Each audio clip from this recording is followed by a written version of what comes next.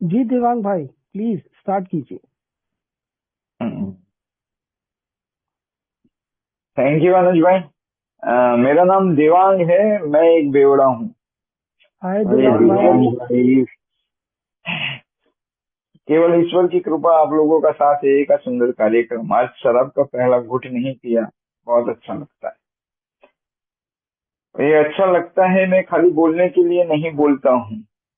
मैं मेरा नाम देवांग है, मैं एक बेवड़ा हूँ, ये भी मैं बोलने के लिए नहीं बोलता हूँ। हालांकि जब मैं ए में आया था तो सब बोलते थे, इसी के लिए मैं बोलता था कि केवल ईश्वर की कृपा। लेकिन आज केवल ईश्वर की कृपा बहुत दिल से बोलता हूँ, क्योंकि ए ने मुझे जो दिया है।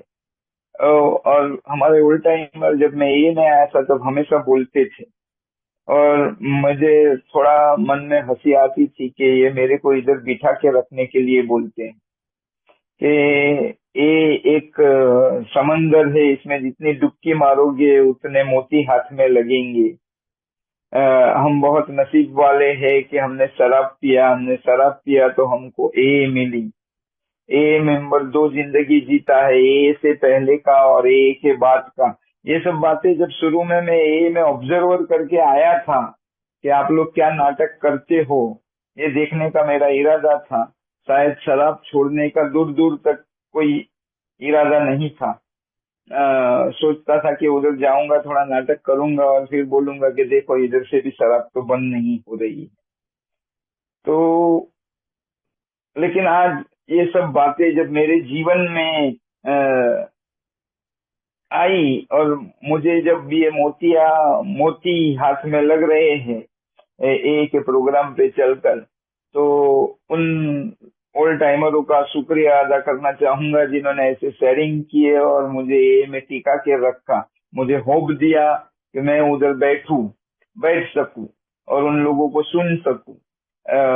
ये माहौल देने के लिए ओल्ड टाइमर का पहले तो मैं शुक्रिया अदा करता हूँ। और आज, तब मैं ये में टिकना नहीं चाहता था, और आज अगर मुझे ये में से कोई निकालना चाहे तो मैं निकलूंगा नहीं। तो ये ने मुझे बहुत कुछ दिया। बाकी आज का जो सब्जेक्ट है उसके ऊपर आता हूँ। तो बचपन में मेरा जन्म है 1971 का। मैं बॉम्बे में पैदा हुआ। मेरे पिताजी भी सिविल थे, और मुंबई महानगर पालिका में एज ए जूनियर इंजीनियर नौकरी करते थे, लेकिन वो अल्कोहलिक थे। और मैंने बचपन से मेरे घर में शराब और झगड़े और वो देखा। तो मैं जब 8 साल का था तब हम लोग बॉम्बे छोड़कर गुजरात में आ गए, क्योंकि घर वालों का मानना था कि अगर गुजरात में दारूबंदी है और अगर हम लोग गुजरात में आ जाएंगे तो मेरे पिताजी का शराब पीना बंद हो जाएगा। लेकिन वो कुछ बंद हुआ नहीं। वो गांव में आके भी पीने लगे, और फिर मैं जब 10 साल का था तब मेरी माँ उनको छोड़कर उनके पिताजी के यहाँ चली गई। हालांकि तब तलाक का वो था नहीं, तो तलाक तो लिया नहीं, लेकिन फिर कभी साथ भी नहीं रहे वो लोग। और मेरे पिताजी का शराब कभी बंद नहीं हुआ। और इधर मेरी मम्मी के मायके में, मतलब मेरे मामा के घर में भी, मामा भी अल्कोहलिक थे। उनके पास पैसा बहुत था, लेकिन उनका भी शराब कभी छूटा नहीं। तो मैंने मेरे बाप को भी मरते देखा था, मेरे मामा को भी मरते देखा था, मेरे से छोटी उम्र के दो दोस्तों को भी शराब पीकर मरते हुए देखा था। और मेरी जिंदगी में शराब आई। अब जिंदगी में कभी मैंने सोचा था कि जिंदगी में कुछ भी करने का, लेकिन शराब नहीं पीने का। लेकिन एक जिज्ञासा वृत्ति से जब मैं 21-22 साल का था तब मुझे हुआ कि ये लोग मरते मर गए लेकिन शराब नहीं बंद किया। ऐसा कौन सा चीज है ये शराब में, जरा एक बार देखना पड़ेगा करके एक जिज्ञासा वृत्ति से मैंने पहली बार शराब पिया। तो मुझे नहीं तो उसका टेस्ट अच्छा लगा, नहीं उसका बास अच्छा लगा, और मैंने ग्लास टेबल पे पटका कि इतनी बेकार चीज के लिए इन लोगों ने पूरा जिंदगी खराब कर दिया। तो मेरे बाजू में जो बैठा था उसने बोला पहले एक ग्लास खाली तो कर।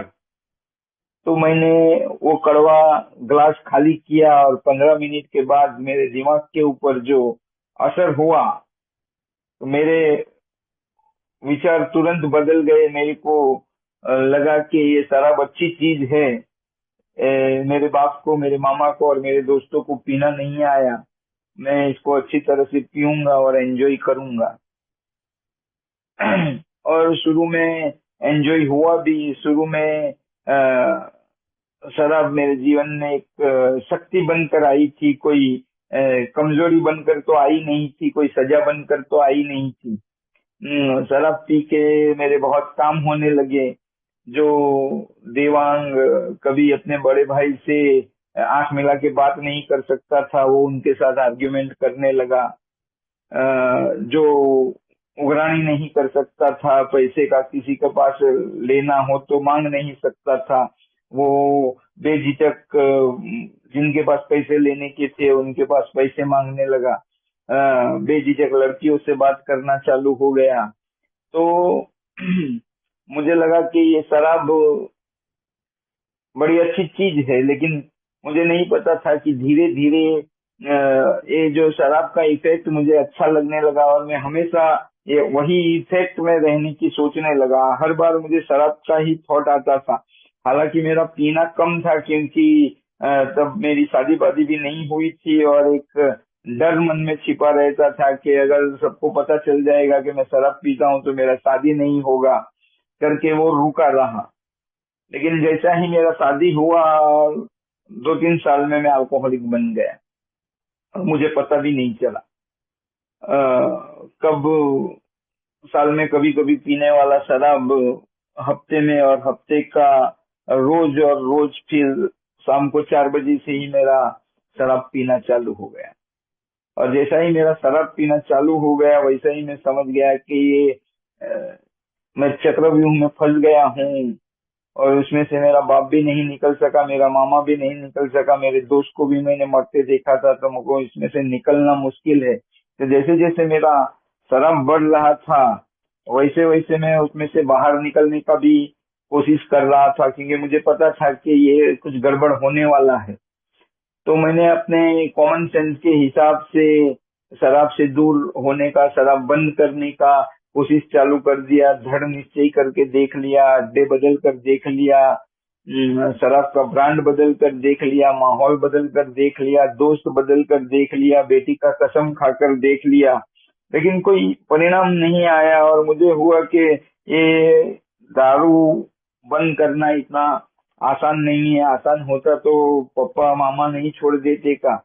लोग मर जाते हैं, लेकिन ये शराब के चंगुल में एक बार जो फंसता है वो कभी इसमें से बाहर निकलता नहीं। ये सोच के साथ कभी नाराज भी हो जाता था, कभी कोशिश भी करता था, लेकिन कोई सक्सेस मिल नहीं रहा था। इतने में मेरे को एक बार डॉक्टर के पास जाना पड़ा। और पहली बार जब मैं डॉक्टर के पास गया तो मेरा 130-200 प्रेशर था। और डॉक्टर ने बोला कि ये बहुत ज्यादा प्रेशर है, एक हफ्ते बाद वापस दिखाने के लिए आना। एक हफ्ते के बाद मैं वापस उनको दिखाने गया तो प्रेशर कंट्रोल में नहीं था, तो उन्होंने मेरे को दवाई बदल के दी। वापस एक हफ्ते बाद बुलाया। वैसा 4 से 5 हफ्ते तक चला। उन्होंने दवाई बदल बदल कर दी और मेरा प्रेशर कम होने का नाम नहीं ले रहा था। फिर उन्होंने बोला कि ये लास्ट गोली है मेरे पास, इससे भी अगर तेरा प्रेशर कंट्रोल में नहीं आता है तो मेरे को तेरे को हॉस्पिटल में डालना पड़ेगा, और मैं तेरी बीवी को भी नहीं पूछूंगा, सीधा तेरे को हॉस्पिटल में डालूंगा। मैंने बोला ठीक है। और वो दवाई लेने के बाद एक हफ्ते के बाद मैं वापस गया तो मेरा प्रेशर कंट्रोल में था। और डॉक्टर ने मेरे को बोला कि देवांग भाई, प्रेशर कंट्रोल में आ गया है, लेकिन आपको शराब बंद करना पड़ेगा। तो मैंने चुटकी बजाया था ऐसा कि ठीक है, मैं भी बंद करना चाहता हूँ। अभी तो आपने भी बता दिया है कि शराब बंद करना पड़ेगा, तो मैं कल से बंद कर दूंगा। तो बोलो कैसे करोगे? मैं को कर दूंगा, वो थोड़ा ना, मेरे पास बहुत ताकत है। ऐसा चुटकी बजा के मैंने उनको बोला। और जेन्युइनली मैं घर पर आकर शराब छोड़ने का कोशिश किया। दूसरे दिन सुबह उठा, ऐसा बुद्ध भगवान के जैसा बिस्तर में बैठ गया समाधि में, और कुछ निश्चय करने लगा कि अभी जिंदगी में कभी शराब नहीं पीना है। अभी बेटी का शादी हो जाएगा, उसके बाद शराब पियेंगे। अभी अपना धंधा जो बिजनेस है वो सेट हो जाएगा, उसके बाद शराब पियेंगे। अभी घर का जो लोन लिया हुआ है वो घर का लोन चुकता हो जाएगा, फिर एक दिन शांति से शराब पीऊंगा। ऐसा कुछ दृढ़ निश्चय करके मैं बेड में से निकला। बहुत खुश था उस दिन में, और मुझे लगा कि अभी शराब पीने का जरूरत नहीं पड़ेगा। लेकिन 2 घंटे नहीं हुए और मेरा दिमाग ऐसा घूमने लगा कि बेटी अभी 2 साल की है, 20 साल की उम्र में शादी करेगी, तो भी 18 साल शराब नहीं पीने का देवांग आइडिया में बहुत मजा नहीं है। लोन 15 साल का लिया है, अभी तो 1 साल भी नहीं हुआ है, 14 साल तक शराब नहीं पीने का देवांग आइडिया में कुछ मजा नहीं है। ये बिजनेस जो है इतने वर्षों से तेरा सेट नहीं हो रहा है, कब सेट होगा और कब तू शराब पिएगा। एक्चुअली क्या है देवांग, शराब तकलीफ नहीं है। तू जो ये 4 बजे से पीना चालू कर देता है ना, तू जो ये रोज पीता है ना, वो गलत है। तो तू एक काम करने का, दमन जाने का 2-3 महीने में एक बार, और वहां पे जाके जितना दारू पीना है पीने का। फिर नवसारी में आके कभी दारू नहीं पीने का, नवसारी में दारू नहीं पीने का। ऐसा दिमाग, हाँ हमको ये ठीक है। तो ठीक तय हो गया मन में एकदम कि जब नवसारी से बाहर जाएंगे तब शराब पियेंगे, नवसारी में से शराब नहीं पीना है। 2 घंटे गए, वापस दिमाग घूमने लगा कि तेरे पास इधर 100 रुपया शराब पीने का होता नहीं है, 1000 रुपया आएगा कब, दमन जाएगा कब, और शराब पिएगा कब। देवांग तकलीफ ये नहीं है। तकलीफ क्या है कि तू 4 बजे से पीता है ना, वो तकलीफ है। तू 2 क्वार्टर पीता है ना, वो तकलीफ है। एक काम करने का, 7 बजे जाने का, आधा क्वार्टर पीने का, घर पे जाके सो जाने का, ज्यादा गड़बड़ करने का नहीं, दूसरे दिन सुबह से काम धंधा करने का। तो फिट, एकदम निश्चय। और मैं जेन्युइनली आधा क्वार्टर का पैसा ही जेब में लेके जाता था कि ज्यादा पी न सकूं। लेकिन मेरे को याद नहीं कि मैं कभी आधा क्वार्टर पी के घर पे आया हूँ। मैं हमेशा अपना लुढ़कते हुए ही घर पे आता था। मेरा क्वांटिटी जो है वो खत्म करके ही घर पे आता था। वो पैसा कहाँ से आता था, मैं टोपी घुमाता था, या उधार करता था, या किसी दोस्त के पास मांग के पीता था, क्या क्या करता था मुझे पता नहीं। लेकिन मैं कभी आधा क्वार्टर पीकर आया हूँ ऐसा मुझे याद नहीं। और फिर वापस नाराज होके यही सोचता था कि ये इसमें से कभी कोई निकलता नहीं है। तो दवाई भी चालू हो गया था, प्रेशर भी कंट्रोल में था, और शराब बंद नहीं हो रहा था। लेकिन मेरे में एक अच्छा आदत था, मैं डॉक्टर को हमेशा रेगुलर चेकअप के लिए जाता था। तो 1 आध साल बीत गया। 1 आध साल के बाद मेरे को डॉक्टर ने बोला कि देवांग भाई, तुम शराब बंद करने वाले थे, इसका क्या हुआ। मैंने बोला अभी इसको इतने दिन के बाद ये बात कहाँ याद आ गया, प्रेशर वेशर तो सब कंट्रोल में है। तो मैंने ऐसा मुंडी झुकाया और सर खुजाते खुजाते उनको बोला, डॉक्टर साहब प्रयत्न तो करू છું પણ સફળતા મળતી નથી। कोशिश तो कर रहा हूँ लेकिन कुछ सफलता नहीं मिल रही है। उन्होंने मेरे को बोला कि तेरे को सफलता मिलेगी भी नहीं, ये तेरा अकेले का काम नहीं है। अगर तेरे को अच्छा जिंदगी जीना है तो सूरत जा, सूरत में ये लोग अच्छा काम करते हैं। जाना है तो बाहर से एड्रेस ले ले। तो मैं कंपाउंडर के पास गया और मैंने बोला दारू बंद करने का एड्रेस साहब ने बोला है देने को। तो उन्होंने मेरे को एक कागज, नोट पेन का कागज पे ऊपर लिखा था दारू बंद करने का मीटिंग। इतना टाइम से इतना टाइम सूरत था। सूरत मेरे शहर से 50 किलोमीटर दूर है, और सब टाइम शाम का था। तो मैंने देखा था 7:30 से 9, 7 से 8:30 ऐसा टाइम है शाम को।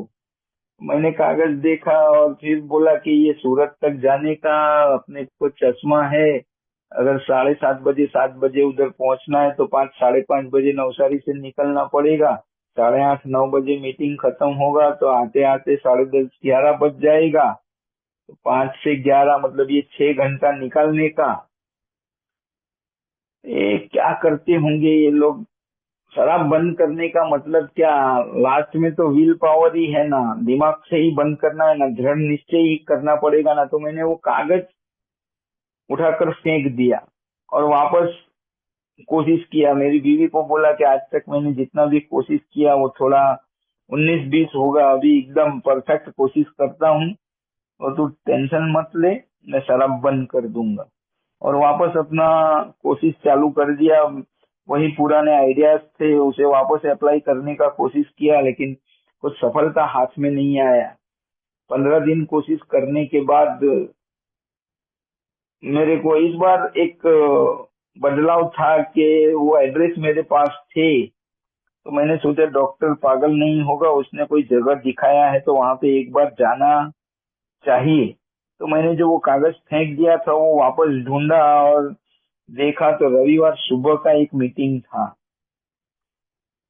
तो वो ये अच्छा है, शनिवार को रात को पियेंगे और रविवार को मीटिंग करने जाएंगे सुबह में। और इज्जत का सवाल है, पी के तो जा नहीं सकते, तो सुबह सुबह में तो पीने का सवाल नहीं था।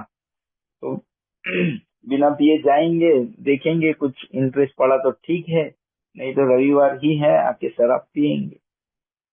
तो शराब बंद करने का मीटिंग में जाने के लिए भी मेरा सोच जो था वो मीटिंग करके आके पीने का ही था।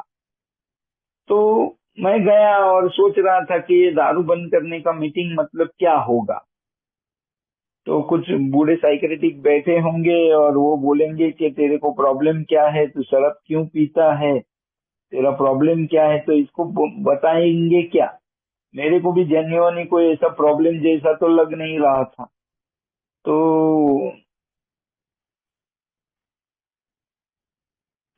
ये सोचते सोचते मैं वहां पे पहुंचा, एज यूजुअल थोड़ा लेट पहुंचा था। मीटिंग चालू हो गया था, लोग शेयरिंग कर रहे थे कि मेरा बीवी गया ना, मेरा नौकरी गया ना, गटर में गिरा ना, एक्सीडेंट हुआ ना, हॉस्पिटल में ये हुआ ना।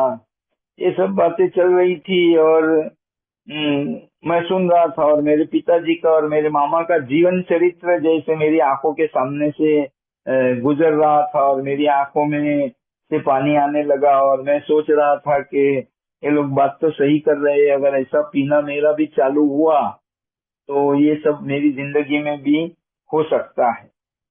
मीटिंग खत्म हुआ और मीटिंग खत्म होने के बाद चेयरमैन ने पूछा कोई सवाल पूछना है तो पूछो। तो मैंने हाथ ऊपर किया। मैं थोड़ा ज्यादा बोलता हूँ और ज्यादा टॉकेटिव हूँ, तो मैंने बोला कि ये सब ठीक है, लेकिन मैं नवसारी से इधर शराब बंद करने के लिए आया हूँ। तो आपने शराब बंद करने का तो कोई बात ही नहीं किया। ये सब शराब पीने से ये सब होता है वो तो मुझे भी पता है, लेकिन शराब बंद कैसे करना है, धीरे धीरे करना है या फटाक से करना है। तो एक ओल्ड टाइमर थे, उन्होंने मेरे कंधे पे हाथ रखा और येलो बुक जो हमारे यहाँ देते हैं वो मेरे हाथ में से लिया और होल्ड कप कार्यक्रम लिख के दिया कि भूखे मत रहो, अकेले मत रहो, गुस्सा मत करो, थक जाओ उतना काम मत करो, hunger anger tired and loneliness. मैंने बोला ठीक है। और बोला जेब में चॉकलेट रखो, अगर पीने का इच्छा हो तो जेब में से चॉकलेट निकाल के ये कर देने का। तो मैं सब सुना और मैंने बोला ठीक है। तो बोला कि ये शराब पीने की वजह से लीवर खराब होता है, तुमको पता है क्या? मुझको हाँ पता है। तो शराब पीने की वजह से पेट में पानी भर जाता है, तुमको पता है क्या? मुझको हाँ पता है। तो बोले लेकिन ये जो तू शराब जिस पैटर्न से पीता है वो तेरा शराब पीने का पैटर्न एक बीमारी है, वो तुझे पता है क्या? मैं सोचा कि ये तो ऐसा कभी सुना नहीं है मैंने। तो मैं थोड़ा एकदम मौन व्रत में आ गया और उनकी तरफ देखने लगा। तो उन्होंने बोला कि तुम जब पीने जाते हो तो क्या सोच के जाते हो? तो मैंने बोला, मैंने कोई जवाब नहीं दिया उनको। तो बोला हमेशा ये सोच के जाते हैं ना कि थोड़ा पीऊंगा और सेक्स एंजॉय करूंगा, थोड़ा पीऊंगा और नॉनवेज एंजॉय करूंगा। मैं हाँ, तो फिर होता क्या है? तो तुम तो बेहोश हो रहे हो, नहीं तुम जो एंजॉय करने के लिए पी रहे थे वो एंजॉय होता है क्या? तो मैं बोला नहीं होता है। तो बोले यही मेंटल ऑब्सेशन है जो तुम्हें थोड़ा पीने के लिए लेके जाता है, और फिजिकल एलर्जी है जो तुम्हें और ला न बुझने वाली प्यास चालू कर देती है, और तुम्हें पता नहीं चलता है कि तुमको बॉटल का बुझ खोलना आता है लेकिन बंद करना वो तुम्हें नहीं आता है। तो मेरे को इनका बात में थोड़ा इंटरेस्ट पड़ा और मैं सुन रहा था उनको। फिर उन्होंने बोला कि अगर बंद करना है तो आज तक क्या सोचते थे, कल से बंद कर दूंगा, होली से बंद कर दूंगा, दिवाली से बंद कर दूंगा। अब ऐसा करने का है कि आज नहीं पीना है, कल पिएंगे। तो मेरे को वो होटल में बोर्ड लगा रहता है, आज रोकड़ा कल उधार वाला, कि कल आएंगे तो वापस आज रोकड़ा कल उधार वाला बोर्ड दिखेगा। तो मुझको ये आइडिया तो थोड़ा साइकोलॉजिकली मेरे को अच्छा लगा, और मैंने बोला अच्छा ठीक है, मैं अभी समझ गया। और उन्होंने पहला गुट घातक और एलर्जी और ये सब बताया, और मैंने उनको बताया कि अच्छा चलो मैं चलता हूँ। तो बोला वापस आना। मको मैं नवसारी रहता हूँ। हाँ तो कोई बात नहीं, वापस आना। मको बाबा मैं नवसारी रहता हूँ। तो बोले हाँ मुझे पता है 50 किलोमीटर दूर है नवसारी, लेकिन वापस आना। मको नहीं, अभी मैं समझ गया आपका सब बात, अब मैं घर पे जाके कर लूंगा पहला गुट घातक, और आज का दिन तुम्हारा आइडिया मेरे को पसंद आ गया है। वो बोले तेरे को फिर उन्होंने थोड़ा टोन बदला, तेरे को शराब बंद करना है कि नहीं करना है? तो मैंने बोला करना है। तो तेरे से हो रहा है क्या? मैंने बोला नहीं हो रहा है। तो बोला पूरी जिंदगी किसी का नहीं सुना, इधर इतने लोग तेरे को बोल रहे हैं कि तेरे को ये समस्या में से बाहर निकलना है तो इधर आने का, तो इतने सारे लोगों का बात तो सुन। और ये जो उनका वाक्य था कि पूरी जिंदगी किसी का सुना नहीं, अब इतने लोगों का तो सुन, ये वाक्य मेरे दिल में तीर के जैसे घुस गया, क्योंकि सबका कंप्लेन था कि देवांग किसी का सुनता नहीं है। मेरे भाई का, मेरी बीवी का, मेरे दोस्तों का, सबका एक ही कंप्लेन, देवांग के साथ बात करने का कोई मतलब नहीं है, वो कुछ सुनता नहीं है। मुझको इसको कैसे पता चला कि मैं किसी का सुनता नहीं हूँ? इन लोगों ने बेवड़े लोगों के ऊपर कोई तो भी पीएचडी किया है, और मेरा जिज्ञासा वृत्ति था कि इन लोगों ने क्या पीएचडी किया है ये जानना पड़ेगा। तो मैं नवसारी से सूरत ये जानने के लिए जा रहा था कि ये ए वाले बेवड़े के बारे में जानते क्या है। तो वो जिज्ञासा वृत्ति मेरे को वहां पे लेके जा रहा था, और मैंने एज अ ऑब्जर्वर ए में जाना चालू किया। और ये धीरे धीरे मुझे बीमारी के बारे में पता चला कि ये मेंटल ऑब्सेशन है, फिजिकल एलर्जी है, उसकी वजह से होती हुई आध्यात्मिक अधोगति है। और उसमें से निकलने के लिए स्लोगन है एक बार का शराबी जीवन भर का शराबी, पहला घुट घातक और सिर्फ आज का दिन। तो मैंने वो जिंदगी में अप्लाई करना चालू कर दिया, और मैं एक एक दिन करके शराब से दूर रहना भी मेरा चालू हो गया। और फिर मैं दूसरा कुछ सुन नहीं रहा था उनका, लेकिन मेरे को सर्विस में थोड़ा इंटरेस्ट था, तो मैं सर्विस कर रहा था। ये स्लोगन मैंने पकड़ के रखे थे, और मैं शराब नहीं पी रहा था। और अचानक से मेरी जिंदगी में एक भूचाल आ गया। मैं पूरा फाइनेंशियली बैंकरप्ट हो गया। मेरे घर में बात तलाक तक चली गई थी, झगड़े बहुत बढ़ गए थे, और मैं सोबर था और अपनी जिंदगी से बहुत नाराज था। और मेरे को ए में जाने का भी अब इच्छा नहीं हो रहा था। तब मेरे एक ओल्ड टाइमर थे, उन्होंने मेरे को बताया कि तेरे सारे सवाल के जवाब ए में है, तू ए से दूर जाके कैसे रह पाएगा? तेरा जिंदगी में जो कुछ भी समस्या है वो सब समस्या के सवाल के जवाब ए में है। तो उसको क्या बोलते हैं हम, मेरा उस दिन ए में री एंट्री हुआ, और एक्चुअल बीमारी क्या है वो मैंने जानना चालू किया। तब मुझे पता चला कि मेंटल ऑब्सेशन और फिजिकल एलर्जी और उसकी वजह से होती हुई आध्यात्मिक अधोगति, ये सुन के तो मैं सोबर हो गया था, लेकिन एक्चुअली में क्या है वो मुझे कभी पता नहीं था तब तक। फिर मुझे पता चला जब मेरा जिंदगी में स्पॉन्सर का एंट्री पड़ा और उन्होंने मेरे को बोला कि डॉक्टर्स ओपिनियन पढ़, और मैंने डॉक्टर्स ओपिनियन पढ़ डाला, लेकिन मेरे को कोई ज्यादा इंटरेस्ट नहीं पड़ा, सब सर के ऊपर से गया। उन्होंने पूछा कि क्या पढ़ा, मैंने बोला ठीक है वही सब है जो लोग शेयरिंग करते हैं। तो बोले देख 3 वाक्य है, अंडरलाइन कर ले, कि इन लोगों के शरीर भी इनके दिमाग ही की तरह असामान्य होते हैं। तो मेंटल ऑब्सेशन, फिजिकल एलर्जी को तो वही हुआ ना।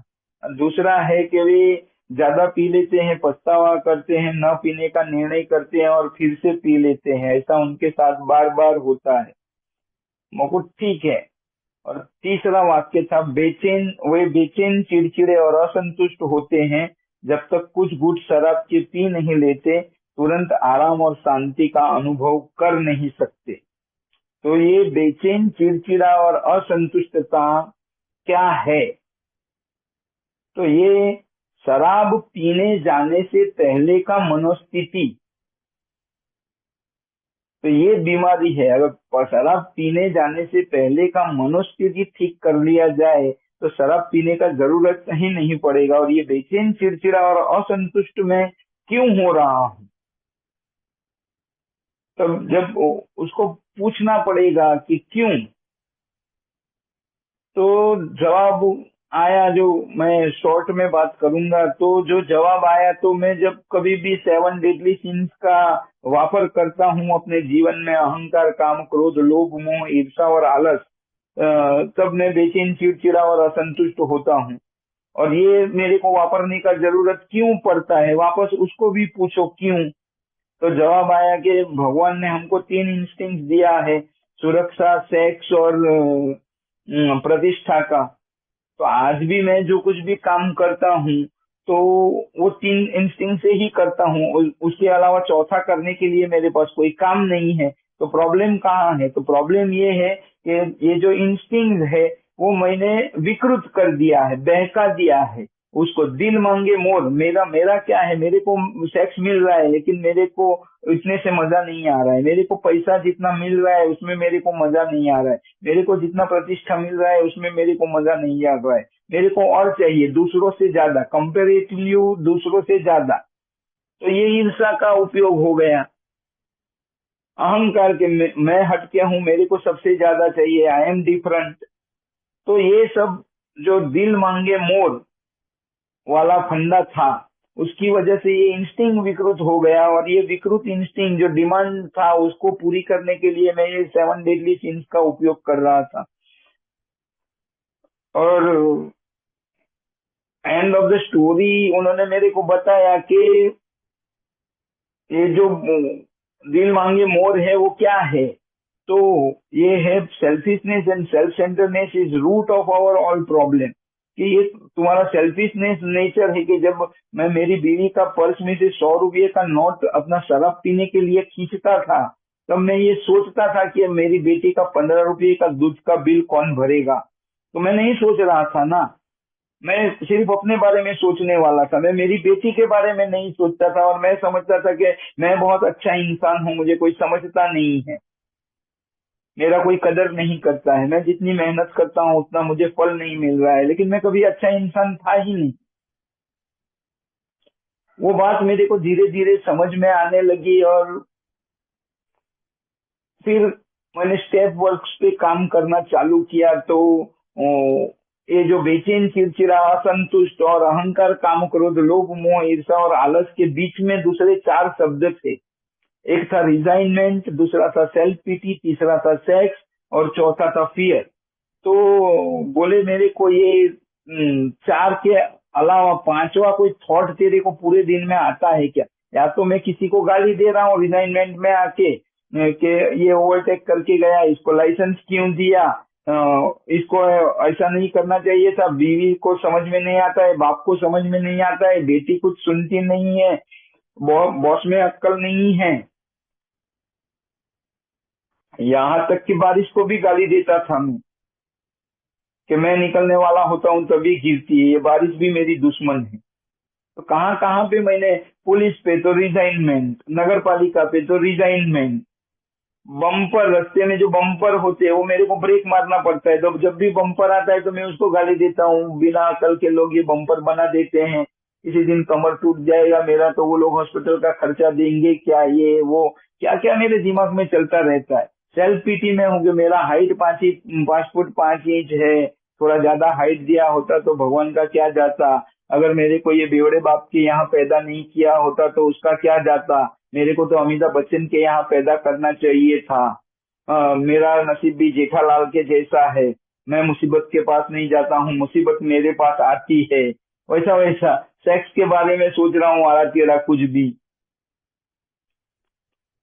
और फिर तो दुनिया भर के पाल के रखे थे कि मेरे से कुछ होता नहीं है, मेरा क्या होगा, ऐसे थोड़ी जिंदगी जाएगा, ये वो। तो ये चार के सिवा मेरा जिंदगी में पांचवा कोई थॉट ही नहीं था, और ये चार सोच लेके अगर आदमी जिएगा तो वो बेचैन, चिड़चिड़ा और असंतुष्ट नहीं होएगा तो क्या होएगा। तो जब स्टेप वर्क किया तब मुझे रास्ता मिला कि ये चार शब्द में से निकलना है तो क्या करना पड़ेगा। तो रिजाइनमेंट में से निकलना है तो मेरे को पहले तो सेल्फ पीटी में से निकलना है, अपने आप को माफ करना है कि मैं कोई बेचारा नहीं हूँ, मैं जो हूँ वो ठीक हूँ। और अपने आप को माफ करना है, अपने आप को माफ करके मैंने जो गलतियां की है उसका स्वीकार करके ऐसी गलतियां दोबारा न करना, तभी मैं सेल्फ पीटी में से बाहर निकल सकता हूँ। फिर रिजाइनमेंट, तो रिजाइनमेंट के मामले में मुझे सामने वाले को बात अगर गलत भी है तो भी उसको माफ करना पड़ेगा, क्योंकि रिजाइनमेंट के बारे में मेरे को एक बहुत अच्छा वाक्य ओल टाइमर के मुंह से सुनने को मिला कि रिजाइनमेंट ऐसा जहर है जो पीते हम हैं और सोचते हैं कि सामने वाला मर जाएगा। तो उसका बात गलत है, उसने गलती किया, उसका बात गलत है, और मैं घर पे आके मेरे को नींद नहीं आ रहा है कि कल मिलेगा तो उसको तो ऐसा कर दूंगा ना, उसको तो वैसा कर दूंगा ना, और वो गलती करके सो रहा है तो गलती उसका, और जाग मैं रहा हूँ, जल मैं रहा हूँ। तो ये तो क्या बात हुआ। तो ये जो अहंकार, काम, क्रोध, लोभ, मोह, ईर्षा, आलस है, उसको मेरे स्पॉन्सर ने मेरे को बताया कि ये आग है, ये नर्क का द्वार है, और उसका कार्यकारिणी का संबंध है। ऐसा नहीं है कि तुम आग में हाथ डालोगे और 1 घंटे के बाद जलेगा। आग में तुमने हाथ डाला नहीं और इधर जले नहीं, ये अहंकार, काम, क्रोध, लोभ, ईर्षा, आलस का वापर किया नहीं, और इधर तुम बेचैन, चिड़चिड़े, असंतुष्ट हुए नहीं। और बेचैन, चिड़चिड़ा, असंतुष्टता नर्क है, और हम लोग नर्क में रहते हैं तो हमको शराब ही पीना पड़ेगा। तो ये जो मार्ग मेरे को मिला उससे बहुत ये सब चार भावनाओं में से निकलने में मेरे को बहुत सहायता मिली, और मुझे सचमुच एक शांति का अनुभव होने लगा। और मैं धीरे धीरे चल रहा था और उसमें सर्विस कर रहा था, तो सर्विस के मामले में भी सर्विस ने भी मेरा अच्छा रिकवरी दिया, क्योंकि सर्विस में जाके ग्रुप कॉन्शियस लेना चालू हुआ। तो अगर रिकवर होना है तो हमारा जो वो स्वभाव है वो कौन सा है, तो हमारा स्वभाव है, alcoholic is the extreme example of self will run round. हम स्वयं इच्छा से चलने वाले लोग हैं, हमारे मन में आया इधर थॉट आया इधर एक्शन किया, इधर थॉट आया इधर एक्शन किया। और हमारे पास दोस्त कौन है, ए ने मेरे को एक बहुत अच्छा दोस्त दिया होल्ड करके कि रुको जरा। तो रुकने के बाद क्या करना है, रुक के क्या करूं मैं, तो बोले ग्रुप कॉन्शियस लो। तो सर्विस में मैं गया तो ग्रुप कॉन्शियस लेना पड़ा, और ग्रुप कॉन्शियस मेरी अगेंस्ट भी आ रहा था, मेरे सर्विस स्पॉन्सर भी अच्छे थे। तो बोले तू तेरा मर्जी का करने उधर नहीं गया है, तू ए को सुधारने के लिए वहां नहीं गया है, तू खुद सुधरने के लिए ए में जाता है। तू सर्विस किसी के ऊपर उपकार करने के लिए नहीं कर रहा है, अपने आप में बदलाव लाने के लिए तू सर्विस कर रहा है। तो वो ग्रुप कॉन्शियस उनका अगर तेरी मर्जी के खिलाफ आ रहा है तो भी तेरे को वहीं पे रुकना है, इससे तेरा टॉलरेंस बढ़ेगा, इससे तेरा लोगों से जुड़ना चालू हो जाएगा, और तेरे को दूसरा निर्णय मिलेगा कि मैं जो सोच रहा हूँ। तो वो सर्विस में मेरा जीवन में पहली बार एक तराजू आया कि मैंने किया हुआ निर्णय के अलावा दूसरा एक निर्णय मेरे सामने था। वो तराजू मैं उसको तोलने लगा कि कौन सा निर्णय सही है, कौन सा निर्णय गलत है। और मेरे को हमेशा मेरे ही निर्णय सच लगते थे, लेकिन और मैं करता भी वही था जो मेरा मन करता था। लेकिन एक बार, दो बार, तीन बार, चार बार, पांच बार, 10 बार, 25 बार, 50 बार, फिर एक दिन मैंने सोचा कि ये मेरा कहा मैं करता हूँ, इन लोगों का नहीं सुनता हूँ और खड्डे में पड़ता हूँ, तो एक बार इनका कहा सुन के देख लेता हूँ। और जैसे ही मैंने उनका कहा 101वीं बार या 125वीं बार सुना, तब मेरी जिंदगी में परिणाम बदला। और जैसा ही मेरी जिंदगी में परिणाम बदला, वैसा ही मेरा ए के ऊपर भरोसा भी बढ़ने लगा, प्रोग्राम के ऊपर भरोसा भी बढ़ने लगा। और जैसे जैसे वो ग्रुप कॉन्फ्रेंस में लेता गया, वैसे वैसे मेरे को क्लियर होता गया कि मैं जो निर्णय करता हूँ, ये 7 डेडली सिंस में से कोई मेरे को ऑर्डर करता है और मैं निर्णय लेता हूँ। और जो ग्रुप कॉन्फ्रेंस आता है, वो लोग कॉमन वेलफेयर, मेरा फायदा किस में है, परिणाम किससे अच्छे आने वाले हैं, ये सोच रहे हैं। तो मेरे को निषेधात्मक, फिर मेरे को धीरे धीरे समझ में आने लगा कि ये जो 7 डेडली सिंस मेरे को ऑर्डर कर रहे हैं, वो ऑर्डर को मेरे को फॉलो नहीं करना है, वो काम तो नहीं करना है। मतलब निषेधात्मक निर्णय कि मैं ये काम नहीं करूंगा, ये धीरे धीरे मेरे को समझ में आने लगा। और ईश्वर के ऊपर का भरोसा भी बढ़ता चला गया कि मैं नहीं हूँ, मेरे से ऊपर भी बहुत सारी शक्तियां हैं, वो काम करती है। एक मेरी 5 इच्छा अगर मैंने पूरी कर ली है, तो मेरी 1000 इच्छा मैं पूरी नहीं कर पा रहा हूँ। अगर 1000 इच्छा पूरी नहीं कर पा रहा हूँ, तो ये जो 5 इच्छा पूरी हुई है, वो भी मैंने नहीं की है, वो भी ऊपर वाले ने ही की है। तो ऊपर वाले के ऊपर का भरोसा, धीरे धीरे उसके ऊपर विश्वास, सरेंडर होना क्या है, पावरलेसनेस क्या है, वो भी धीरे धीरे धीरे मेरे को समझ में आता गया। और आज तो ऐसा हो गया है कि मैं एक लास्ट उदाहरण दूंगा। जब मेरा एक ऊपर वाले के ऊपर का भरोसा रिकवरी का मैं आया, अभी 2-3 साल पहले ही की बात है। मेरी बेटी 12वीं कक्षा में थी और वो बोली कि मैं कॉलेज नवसारी में नहीं करूंगी। और मेरे को एकदम डर बैठ गया कि अभी एक नवसारी में कॉलेज नहीं करेगी तो क्या सोच रही होगी, निरमा यूनिवर्सिटी, पारुल यूनिवर्सिटी, तो इतना लाख रुपया फी, और मैं करता बैंकरप्ट हुआ आदमी हूँ, इसका इतना फी कहाँ से लाऊंगा, ये वो। तो मैं पूरा साल उसको समझा रहा हूँ कि ये कॉलेज भी अच्छा है, ये कॉलेज को अवार्ड मिला था, तेरा काका इधर पढ़ा, ये वो इधर पढ़ा, इधर से इंजीनियर हुआ, इधर से वकील हुआ, ये सब मैं उसको समझा रहा हूँ और वो मान नहीं रही है। लेकिन जब साल पता और उसका रिजल्ट आया, तो उसके 83% थे। उसके पर्सन देख के मैंने बोला कि चल देखते हैं। तो एक एमएस यूनिवर्सिटी करके हमारे बड़ौदा में बहुत फेमस यूनिवर्सिटी है, मैंने बोला चल वहां पे देखते हैं, तेरे को मिलता है क्या एडमिशन। वहां गया, उसको वहां पे एडमिशन मिल गया। 25,000 रुपया फी था और हॉस्टल का 700 रुपया। मैं कुछ चल इतना तो हम कर लेंगे। लेकिन ईश्वर करते हैं जो बोलते हैं ना। मेरे फोन पे एक घंटी बजा और एक छोटी लड़की, मेरी मेरी लड़की से 2-4 साल बड़ी है, वो लड़की का मेरे पे फोन आया कि देवांका का हया शू करे छे। वो अभी वो तो समझ नहीं रही है, बीकॉम करने का बोल रही है और नवसारी में नहीं पढ़ेगी ऐसा बोल रही है। तो बोले कि गुजरात का सबसे best college HL college Ahmedabad है। वो ऐसा बात है क्या? मुझको वो एमएस तो अच्छा ही है ना, वो एमएस में मिल जा रहा है उसको। तो बोला एमएस बहुत अच्छा है, लेकिन अगर वो बीकॉम करना चाहती है तो HL commerce college Ahmedabad Gujarat का सबसे अच्छा कॉलेज है। तो मैं मेरी बेटी को लेके अहमदाबाद गया।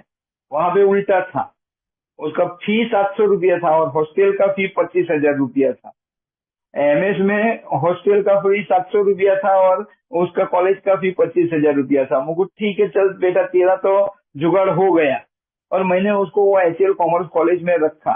और मेरा जो गिनती था वो क्या था, मैं बजट देख के उसको हाँ बोला था, मेरा कैलकुलेटर पे बजट बैठ रहा था। लेकिन जब वो कॉलेज में गई, तो वहां पे थिएटर का एक बहुत बड़ा फंक्शन है, और मेरी बेटी जब 6ठी कक्षा में पढ़ती थी तब से थिएटर करती है।